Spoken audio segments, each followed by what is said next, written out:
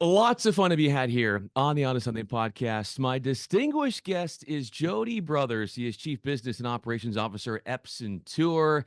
He is growing that league, and it is really cool to see. We're going to tell his story in a grand way. I'm Bryan Fenley, golf broadcaster, work with different networks, and this is a place where we're not even just going to touch solely on the business life of one Jody, but learn about his personal life as well, get the full spectrum of everything. And Jody, I know I've had a lot of your colleagues on, so thanks so much for joining me as well in the octagon, if you will. It's good to be here. Thanks, Brian. You mentioned that it is a calm Monday, a day in your life when it is a calm Monday. What does that entail? So this is we've got a short break in our season right now. We started off with three events in Florida, and then our tour is going to move to the southwestern part of the country for a series of four more events, and then we continue on through the country. So a quiet day for me is obviously being in the office, working on a couple of sponsor contracts.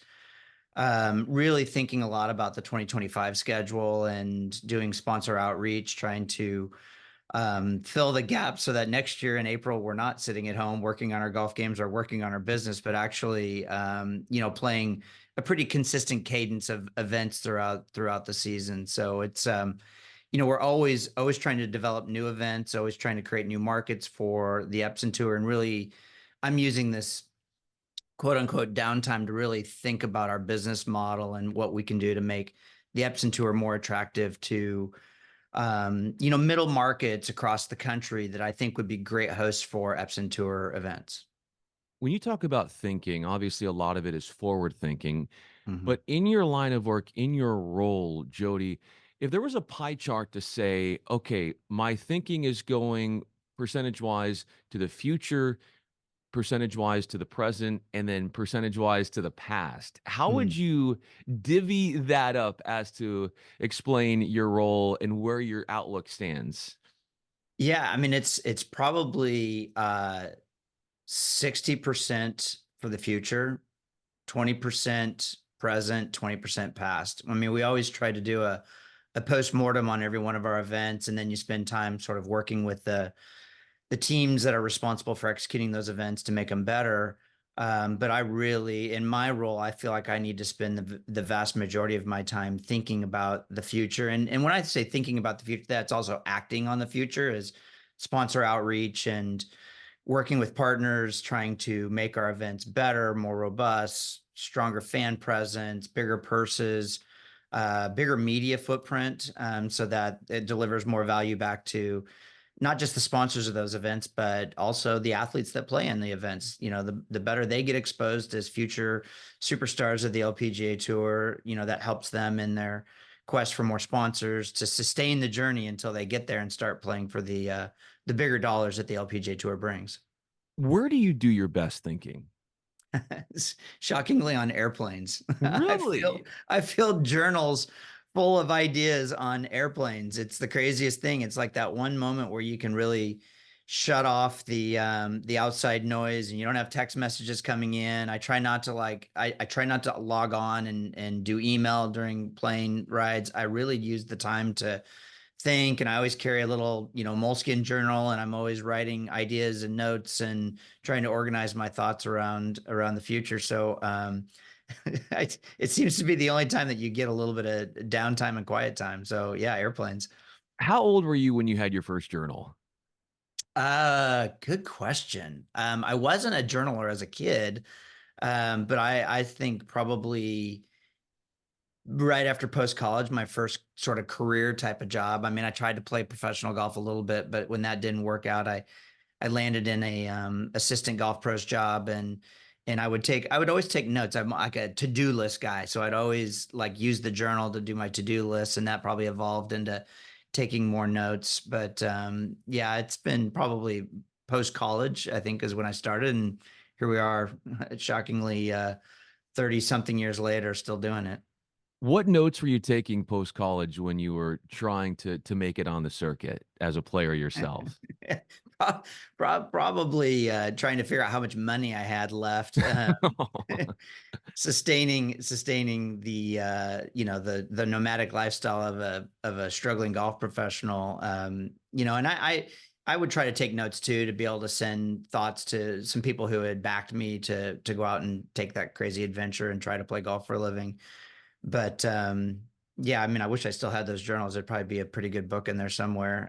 There's lots of fun stories from those days back. I mean, those are back in the early '90s, trying to play professional golf, and some of the guys out there, made it, and quite a few of us didn't, and landed in jobs in golf business. And some were smart and went and got jobs in insurance, and they made a whole bunch of money, and they get to play a lot more golf than I do. That doesn't mean that they're as good of a golfer as you.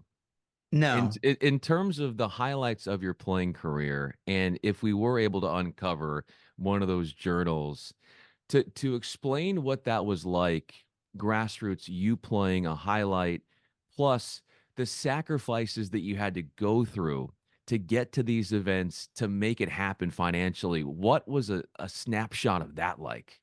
Yeah. So, I mean, my background in professional golf was, I did not have a distinguished college career. I played Division II golf. The team was canceled my senior year.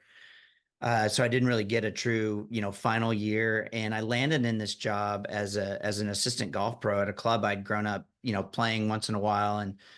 Um, and I just got much, much better post college because I was able to play golf every day and hit balls. But I grew up in a small town in Northern California. I didn't have access to like a lot of professional help. I didn't have like a lot of lessons. So my journey into professional golf was really sort of eye-opening once I got on a bigger stage. And bigger stage was like, back then it was the Hogan Tour Monday qualifiers. I played a summer in the Dakotas. I played some smaller stuff in Northern California, Southern California. But it was really, I mean, for me, it was sort of like an eye-opening experience to what really talented, high level, performing golf professionals all about. It was like Woody Austin, Rich Beam, guys who went on to have great careers on the PJ Tour and then the Champions Tour after that.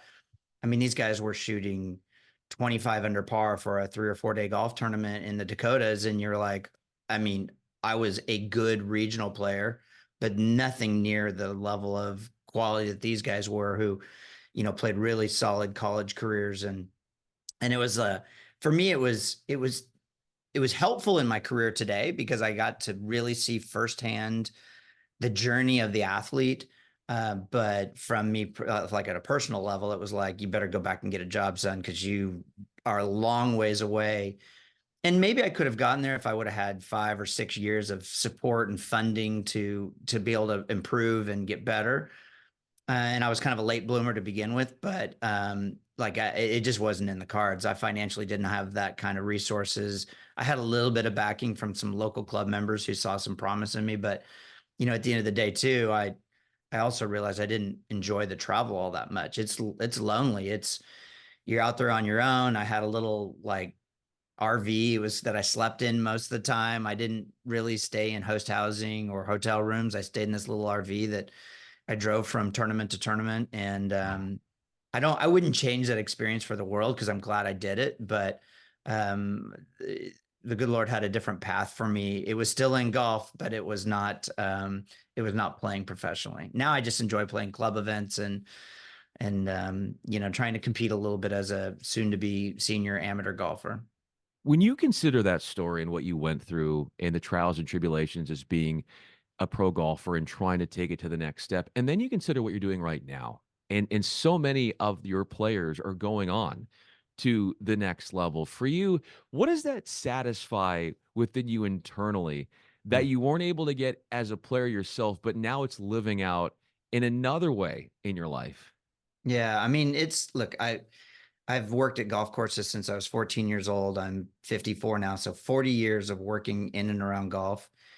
And I tell people all the time, anybody that asks, this is for me the most rewarding and enjoyable job I've had in my 40-year career and maybe it's because there was that time that I tried to play a little bit professionally and I realized, what the journey was like for a lot of my, fellow competitors and what it was like for me personally. And to be able to have a perspective, a lens on what these athletes are going through and just how much it costs financially for them to do it, which is way more expensive than when I was doing it. I mean, I never had to get in an airplane to go play in a mini tour event. I just drove, and trying to, grow purses is a huge priority of mine while keeping expenses as low as possible, and also being really empathetic to the weekly grind that these athletes go through. And, I mean, I just, it energizes me because of the experience I had when I was a mini tour professional, 30 plus years ago or whatever that time. Well, yeah, it was about 30 years ago.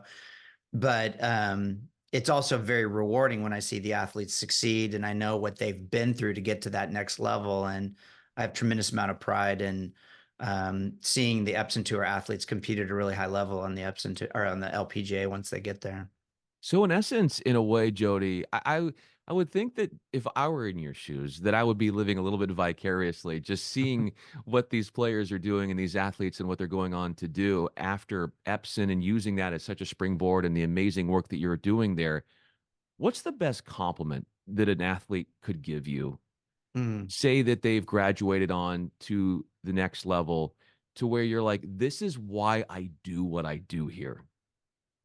Yeah, I mean, I think, look, the athletes have been very complimentary of me in my 14 or 15 months in this role. And I think the biggest compliment that an athlete could give me is they could tell, my boss, the commissioner of the LPGA, that Jody listened, and he didn't talk. He took action where he saw opportunity. And if I can have them say that, I'd love for them all to love me and like me as a person, but more importantly, if I could just get the job done for them, I was fighting on their behalf. I was maybe an advocate for women's professional golf. That would be the biggest compliment somebody could place, towards me. How far along has that advocacy gone in elevating? I mean, obviously, we're seeing, and you've talked about this. I've seen this in other interviews where you talked about obviously the explosion of women's sports, particularly in college and even at the pro level. But where do you find the most growth has been seen within your tenure already, and where it's going? Yeah. I mean, I think, look, corporately, I think companies are realizing they can't go invest $10 million on the men's side of the game, which is not uncommon on a title sponsorship of a PGA Tour event, and not have some balanced investment on the women's side of the game. It just doesn't work in corporate America anymore to say that we, put all our eggs in this one basket. I mean, some companies are still doing it, but many, I would say forward thinking companies are trying to balance the equation. And that doesn't mean they need to spend $10 million on the women's game. They just need to make a really strong effort to support the athletes or to support our events. So I think, from a corporate perspective, I've seen, companies on our tour like Carlisle out of Scottsdale.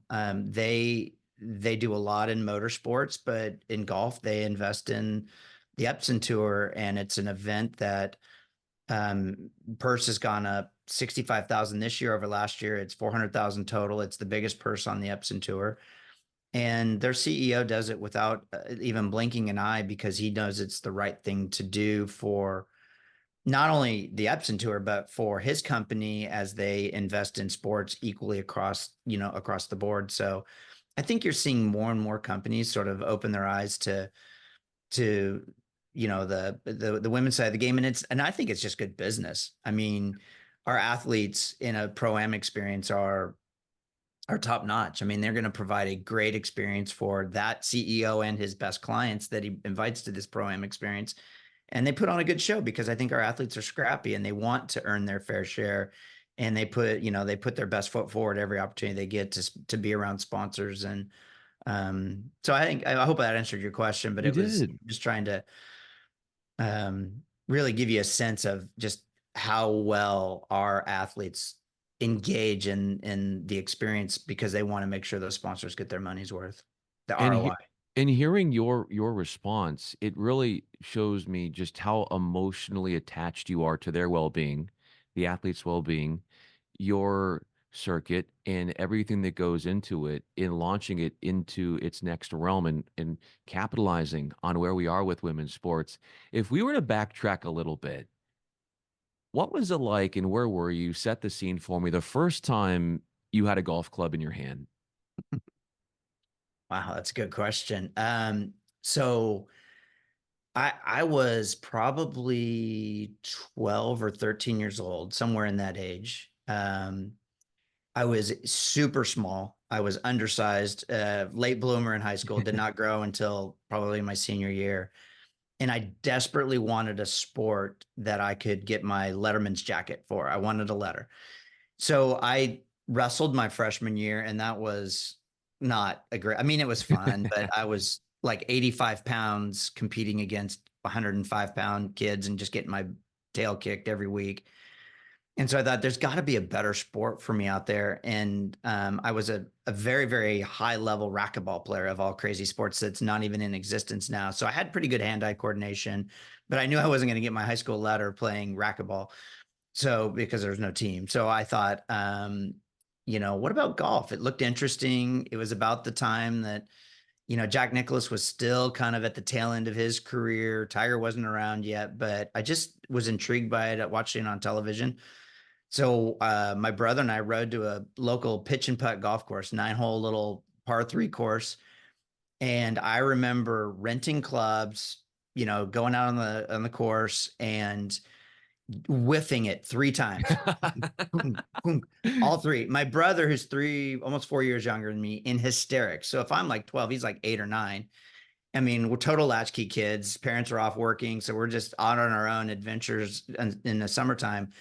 And I was just like, the fourth hit, it like connected in the middle of the club, and the ball went launching, and I was like hooked from that minute forward. So my whole like life, I still played racquetball and ended up playing at Sacramento State my freshman year, but golf had just hooked me. And I played, high school, and then when the racquetball thing, we won the national championship my freshman year. I went back to play my sophomore year, and I just said, you know what, coach, I'm going to walk onto the golf team. I got to go play golf. And it was because it's just something about it just hooked me. And I wasn't good enough to play my sophomore year at Sacramento State. I took a redshirt year. He let me play and practice with the team, but which was really great. I mean, the coach was fantastic. I think he saw some potential in me, but and then Chico State, my hometown, added a golf program, so I was able to transfer and play my I guess it would be my second sophomore year and my junior year. And then unfortunately the team got canceled my senior year, and I wasn't able to fulfill that final year. But at that point, I had worked at golf courses and really knew that golf was the career that I wanted to spend the rest of my life pursuing. So When you think about that first day with your brother and the resilience it took to miss it a couple times with the golf club and to keep swinging, how does just that nugget, a story, how is that pervasive and best describe the theme in your approach to life when there are times where things aren't going your way and you still stay with it, you stay resilient, and you find a good result and a good outcome in the end? I mean, look, golf is an incredible metaphor for life. It's really hard. We're going to have many moments where we fail. I mean, you fail far more often than you succeed in the sport of golf. Um, and I think having, fallen in love with a sport and a career and a business that has such a high level of failure. I mean, sponsorship is just one of those things where you've got to make a lot of outreach to find that one company where your message or your story resonates with them, and you can help build, a program that is a true win-win. It wins for them and it wins for the league or the tour. So, I think if anything, not being afraid to be embarrassed when you fail publicly, which golf is. Your score gets posted for everybody to see, and sometimes it goes in the newspaper, and sometimes it gets blasted out on the internet. And I have had some epic failures in golf, and I've had some moments that I was a little embarrassed by the way I performed, not because I acted like a fool, but just because I just didn't do well under pressure. And I think it inspires you for, like, if you can endure that, then what's the difficulty in picking up the phone and calling a CEO of a company to see if they've got some interest in sponsoring, this really, really talented tour of women professional golfers who are on the cusp of making it, to the LPGA. It's kind of kid stuff compared to, failing epically at golf. Which is what I love because it sounds like you have such a different relationship with pressure now compared to when you were younger. And when I look at what makes you successful, it's because of your ability to use those prior experiences and pressure. And now it's not, to me, it doesn't seem like as big of a deal. Now, when you were under pressure on the golf course, where did you feel it the most? Was it over the golf ball? Was it realizing that there was someone a couple of strokes ahead of you as a leader? Where were you feeling it the most? Yeah, I've had my most difficulties as a golfer playing with a lead. Um, Interesting. playing from behind to me was always the easiest, and playing because you knew that, like, you don't think about the failure and the potential mistakes that you might make to screw up something that you should win. I always felt, and I even felt this in racquetball when I was the favored player. I always felt way more pressure than playing somebody who was maybe ranked higher than me. I think playing with the lead is incredibly difficult. That's why I have so much empathy for what our athletes go through, and I marvel. And I am, I don't want to say I'm living my life out vicariously through the lives of these athletes, because I am super happy with where I've landed and it was the right fit for me. But I also have an appreciation for what they deal with, because I know how hard it is to compete with a lead. And look, I play in my club championship every year, and I have lost it in epic fashion, both on the last hole with a lead, with 9 holes to play and a 5-shot lead. I mean, like, so I still get to experience that. And that's what's so great about golf, is you can do that for the rest of your life. But my admiration for our athletes, and the reason I fight so hard for them or advocate for them on a daily basis, is because what I know what they do is so difficult. And for those that are just wired a little bit differently, that pressure does not bother them, or they know how to deal with the pressure of coming down the stretch and having a lead and knowing that their career is on the line. I mean, our athletes, like, if you're an LPGA player, and if Nelly would have lost to Leona Maguire in the finals yesterday in the match play, like, her life is not that significantly changed. But the difference between winning an Epson Tour event and maybe finishing second or third could make the difference between where you play next year, what amount of sponsorship revenue you can generate by, a patch on your sleeve or your hat. I mean, the stakes, I would argue, are far higher, and that's what makes it so compelling to me. And so, I don't know. I don't know where I'm wandering with this story, other than just saying it's where I get a lot of a source of inspiration, because I so admire what these athletes go through every day. I feel that from you, and the weight that they feel and that you even feel when playing on your shoulders is no easy task. It's a burden that, like you said, some have this innate ability, some are working on it, and some, and I appreciate your openness, it can be a challenge. But how would you, as we wrap up this conversation, and Jody Brothers is with me, I'm Bryan Fenley, the relationship that you've had with yourself in the face of that pressure and the way you talk to yourself afterwards, how has that changed or evolved with how you react to yourself and what you did moving forward? Yeah, I mean, I look, like, you can't beat yourself up. I mean, the worst mistake somebody can make is just not competing, and that's, to me, that doesn't mean just sports. It means life. Like, if you have a great business idea but you don't start the business, I mean, that's not competing. If you want to compete at an amateur level in athletics, and you just don't have the guts to go do it, that's causing yourself a missed opportunity in my book. So, and look, I don't want to make too much of my failures. I've had a few. I've also had some fun moments too, and it makes it really, really rewarding when you do have a moment where you win something, or you play well under pressure, you hit a shot that's under pressure. It could just be one shot. I mean, I played in our club member this past weekend, and I had one shot on 18 in the final match, and it was like trying to hit it on a par 5 and 2, and there's trouble everywhere, water left, bunkers right, and I hit it and it went exactly the way I wanted to hit. And that is like the best feeling on the planet. For those of, the listeners who play golf, they know what that feeling's like. So even though that, we didn't end up winning the overall golf tournament, that one moment made the risk of all the potential failures that could have happened in that moment worth it, because you like were able to handle yourself under that moment of pressure.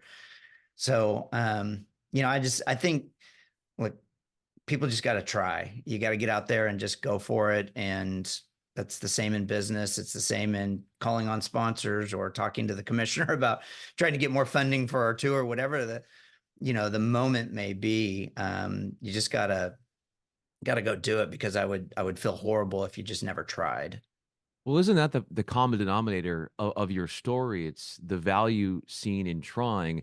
And the other thing that underscores your story is what you have is an empathy that you carry with today and is so critical to your job, which makes you so respectable at that position, and why the athletes really appreciate you and respect you because of the empathy. And if there's one thing and one theme that we get out of this conversation, it's your empathy, Jody Brothers, and how that makes you a better human being from the past and into today. Jody Brothers with Epson Tour, Chief Business and Operations Officer. I'm Bryan Fenley. Jody, thanks so much. This was a really fun conversation. Yeah, thanks for having me.